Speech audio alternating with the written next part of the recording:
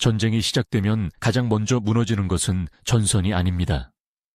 바로 탄약과 포탄, 그리고 그것을 계속 보급할 수 있는 능력입니다. 현대 전쟁은 누가 더 강한 무기를 가졌느냐가 아니라 누가 끝까지 버틸 수 있느냐의 싸움입니다. 전쟁이 터지기 전에는 동맹을 믿고 필요시 지원을 받을 것이라 확신합니다. 그러나 막상 전쟁이 시작되면 각국은 먼저 자국의 탄약 창고를 계산하기 시작합니다. 우크라이나 전쟁이 보여준 교훈입니다. 지원은 항상 늦었고 부족했습니다. 심지어 동맹국들조차 자국 재고가 바닥나는 순간에는 지원을 망설였습니다. 전쟁 앞에서 동맹은 약속이 아니라 여유의 문제였습니다. 각국의 무기 선택 기준이 바뀌었습니다.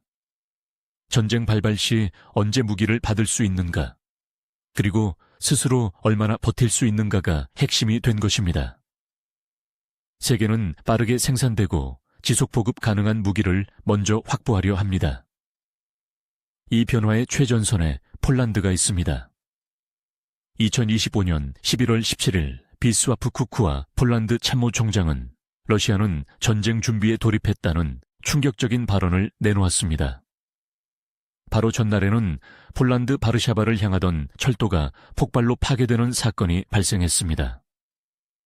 이 철도는 우크라이나의 무기를 수송하는 핵심 물류 동맥이었습니다. 도널드 투스크 총리는 이를 전례 없는 사보타주로 규탄했습니다. 폴란드 검찰은 즉시 외국 정보기관이 개입한 테러 성격의 사보타주 수사를 시작했습니다. 이러한 위기 상황에서 폴란드의 선택은 명확했습니다. 바로 한국 무기의 대량 도입과 신속한 전력화였습니다. 2025년 11월 폴란드는 역사를 만들었습니다. 2022년 8월 계약했던 K2 전차 180대가 3년 만에 전량 인도되었습니다. 이는 유럽 방산 역사상 전례 없는 속도였습니다. 비교를 해보면 차이가 더욱 극명합니다.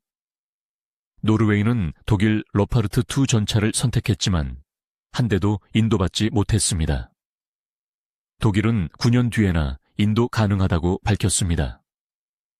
같은 유럽산 무기인 판저비츠 2000 자주포 역시 계약 3년이 지났음에도 불구하고 여전히 미인도 상태입니다. K라인 자주포는 152문 중 200문 이상이 도착했습니다. 천무의 폴란드 버전인 호마르 K는 2년 만에 깹 26대가 전량 인도되었습니다. 미국 하이마스를 주문한 국가들은 3년에서 5년을 기다려야 했습니다. 폴란드는 이 호마르 K, K리츠 6대로 유럽 최강의 로켓 포병을 구축했습니다. 2022년 8월 27일 마리우시 부아슈차크 폴란드 국방장관은 계약식에서 우크라이나 지원으로 인한 전력 공백을 메워야 했는데 기술, 가격, 도입 시기를 고려할 때 한국 무기 체계가 가장 적합했다고 말했습니다. 폴란드는 절박했습니다. 우크라이나 지원을 위해 자국 무기를 대량으로 보냈지만 그로 인해 생긴 공백을 메울 수단이 없었습니다. 미국산 무기는 대기 기간이 길었고 유럽산은 생산 능력이 사실상 붕괴된 상태였습니다. 수십 년간 이어진 군축으로 인해 유럽 방위산업의 제조 역량은 바닥난 상태였습니다. 폴란드가 필요로 하는 수량을 충족시킬 만한 공업 역량을 가진 유럽 국가는 단 한 곳도 없었습니다. K2 전차는 한국군 납품으로 생산 라인이 활발했고 K9 자주포는 세계 수출 1위의 베스트셀러였습니다. 속도만이 전부는 아니었습니다. 폴란드에 배치된 K2 전차의 가동률은 95%에 달합니다. 반면 독일 로파르트 2와 영국 챌린저 2 전차의 가동률은 60% 수준입니다. 이는 복잡한 정비 체계와 부품 수급 문제 때문입니다. K2는 모듈식 설계 덕분에 현장 정비가 빠릅니다. 엔진과 변속기를 통째로 교체하는 방식이어서 수리 시간이 유럽 전차의 3분의 1 수준에 불과합니다. 유럽 방위산업 전문가는 K2의 설계 철학을 이렇게 평가했습니다. K2의 설계 철학은 단순합니다. 바로 전쟁터에서 살아남는 것입니다. 복잡한 기술로 무장하되 고장이 났을 때는 신속하게 고칠 수 있어야 한다는 철학이 모든 설계에 반영되어 있습니다. 이러한 설계 철학은 70년간 분단을 유지하며 전시에 대비해온 한국의 독특한 경험에서 비롯된 것입니다. 철도 폭발 직후 폴란드는 야간 긴급작전을 실시했습니다. K2 전차 수십 대가 러시아 위성 감시망을 피해 최전방으로 이동한 것입니다. 배치 지점은 러시아 칼리닝그라드와 불과 100km 떨어진 곳이었습니다. 제16기계화 사단에 배치된 K2 전차는 노후화된 PT-91 전차를 대체하며 폴란드 동부 전선의 핵심 전력이 되었습니다. 디펜스24의 한 분석가는 이렇게 설명했습니다. K2 전차 배치로 러시아의 전술 계산이 완전히 틀어졌습니다. 러시아는 그동안 우리가 빠르고 우리가 돌파한다는 기동전 우위를 자랑해 왔습니다. 하지만 최고 시속 70km를 자랑하는 K2 전차 앞에서 그러한 우위는 사라졌습니다. 이제는 나토가 빠르고 나토가 돌파한다로 전세가 역전된 것입니다. K2의 전술적 가치는 기동성에만 있지 않았습니다. 유럽 최상급의 센서와 열상 장비, 그리고 사격 통제 장치를 갖춘 K2 전차는 적을 먼저 보고 먼저 조준하며 먼저 타격할 수 있었습니다. 특히 헌터 킬러 시스템은 그야말로 게임 체인저였습니다. 전차장이 독립적으로 전장을 관측하며 다음 목표를 지정하는 동시에 포수는 현재 목표를 타격할 수 있었습니다. 이는 노후화된 PT-91 전차 대비 교전 속도가 2배 이상 빨라진 것을 의미합니다. 천무 로켓포의 배치는 또 다른 변화를 가져왔습니다. 2025년 6월 폴란드는 나토 연합훈련인 노던 스트라이크 25에 호마르케이를 실전 배치했습니다. 훈련 장소는 러시아 국경과 불과 100km 떨어진 핀란드였습니다. 호마르케이는 하이마스보다 더 긴 사거리와 높은 정확도를 자랑했습니다. 12발 동시 발사는 하이마스의 2배에 달하는 위력이었습니다. 사거리 290km의 전술 탄도미사일 CTM-190과 조합하면 폴란드 국경에서도 러시아 영토 깊숙한 곳까지 타격이 가능했습니다. 나토 군사령부 관계자는 훈련 후 호마르케이 등장으로 동유럽 전선의 화력 균형이 완전히 바뀌었다고 평가했습니다.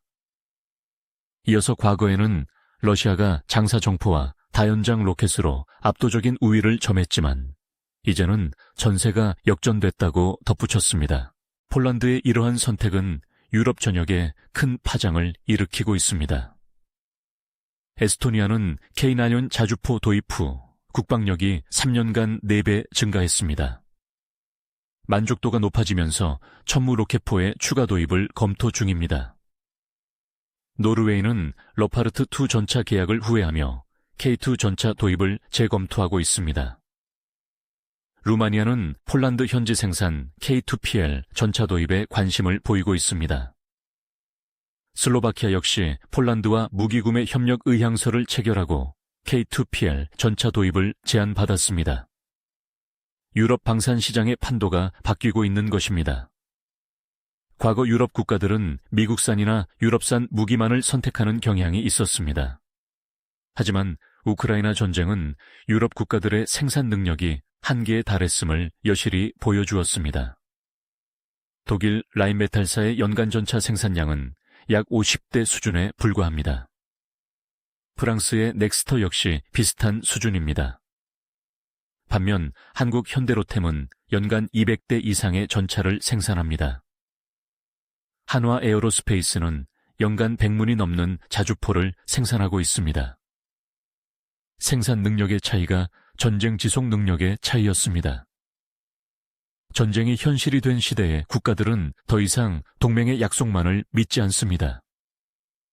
그들이 믿는 것은 바로 지금 당장 손에 쥘 수 있는 무기, 고장이 나도 빠르게 고칠 수 있는 무기, 그리고 탄약이 떨어져도 신속하게 보급받을 수 있는 무기입니다. 폴란드가 한국 무기를 선택한 이유는 단순했습니다. 살아남기 위해서였습니다. 화려한 카탈로그 스펙이 아니라 실제 전장에서의 생존 가능성이 선택의 기준이 된 것입니다. 철도 폭발 이후 폴란드는 준전시 상태로 전환됐습니다. 하지만 국민들은 공포에 떨지 않았습니다.